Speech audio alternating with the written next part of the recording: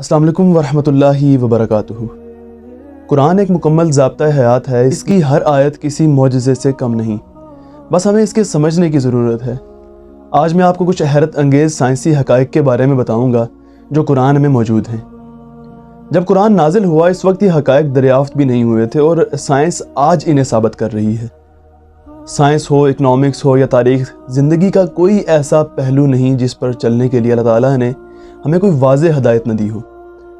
कुरान महज दीनी और मजहबी किताब नहीं, ये मुसलमानों के लिए एक मुकम्मल ज़ाब्ता हयात है। माइक्रोस्कोप की ईजाद के बाद आज साइंस ये कह रही है कि हर खुलिया यानी सेल, हर शय 90% पानी से बनी है। लेकिन आज से 1400 साल पहले कुरान पाक ने यह बात सूरह अंबिया आयत नंबर 30 में यूँ बयान कर दी थी कि क्या मुनकरों ने नहीं देखा कि आसमान और ज़मीन जुड़े हुए थे, फिर हमने उन्हें जुदा जुदा कर दिया और हमने हर जानदार चीज़ को पानी से बनाया, क्या फिर भी यकीन नहीं करते। लोहे यानी आयरन पर भी तहकीक हुई और पता चला कि लोहा इस ज़मीन की पैदावार नहीं बल्कि ये बाहर से लाया गया। साइंस इस बात को अब साबित कर रही है कि हज़ारों साल पहले खला से एक मेटेओराइट ज़मीन पर मारा गया जिससे ज़मीन पर लोहा फैल गया। अल्लाह ताला ने यह बात सूरह हदीद आयत नंबर 25 में इस तरह बताई है कि और हमने लोहा भी उतारा जिसमें सख्त जंग के सामान और लोगों के फ़ायदे भी हैं, और ताकि अल्लाह ताला मालूम करे कि कौन इसकी और उसके रसूलों की गायबाना मदद करता है। बेशक अल्लाह बड़ा ज़ोरावर गालिब है। साइंस इस बात को अब साबित कर रही है कि आसमान हमारे दर्जा हरारत को कंट्रोल करता है। सूरज की ऐसी शुआएं जो ज़मीन के लिए नुकसानदेह हैं, आसमान पर मौजूद लेयर ऐसी नुकसानदेह शुआओं को रोक लेती है। जबकि सूरह अंबिया आयत नंबर 32 में अल्लाह ताला इरशाद फरमाता है, हमने आसमान को एक महफूज छत बना दिया और वो आसमान की निशानियों से मुंह मोड़ने वाले हैं। साइंस अब ये कह रही है कि ये पहाड़ ज़मीन को एक जगह जमाए हुए हैं, अगर ये ना हो तो ज़मीन इधर उधर डोलने लगे।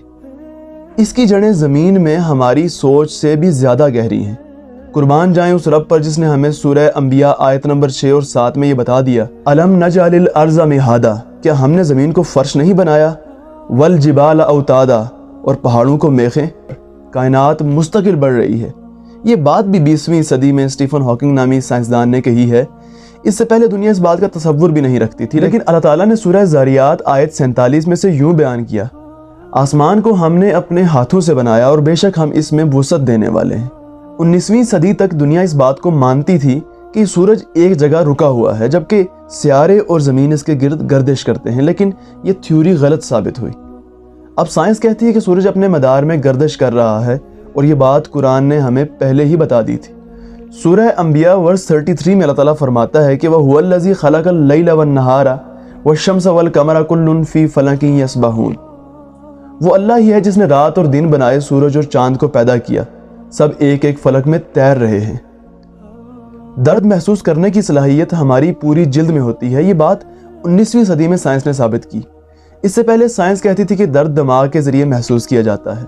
अब ये थ्योरी भी गलत साबित हो गई है, जबकि कुरान ने 1400 साल पहले ही सूरह निसा आयत नंबर 56 में कुछ यूँ बता दिया था, बेशक जिन लोगों ने हमारी आयतों का इनकार किया उन्हें हम आग में डाल देंगे। जिस वक्त उनकी खालें जल जाएंगी तो हम उनकी और खालें बदल देंगे ताकि अजाब चखते रहें। बेशक अल्लाह ज़बरदस्त हिकमत वाला है। ये कुछ फैक्ट्स मैंने आप लोगों के सामने रखे हैं और एक दावत भी है कि सिर्फ फातिहा ख़वानी के लिए ना रखें इस अजीम किताब को। इस बात को ज़हन नशीन कर लें कि ये खालिक़े दो जहां का हम इंसानों से कलाम है और बेशक इसमें बहुत सी निशानियां हैं। अल्लाह ताला से दुआ है कि अल्लाह ताला हमें अक्ल व शऊर अता करे और हदायत नसीब फरमाए। मिलते हैं किसी ऐसी ही वीडियो के साथ। अपना बहुत सारा ख्याल रखिएगा। अल्लाह ने के बाद।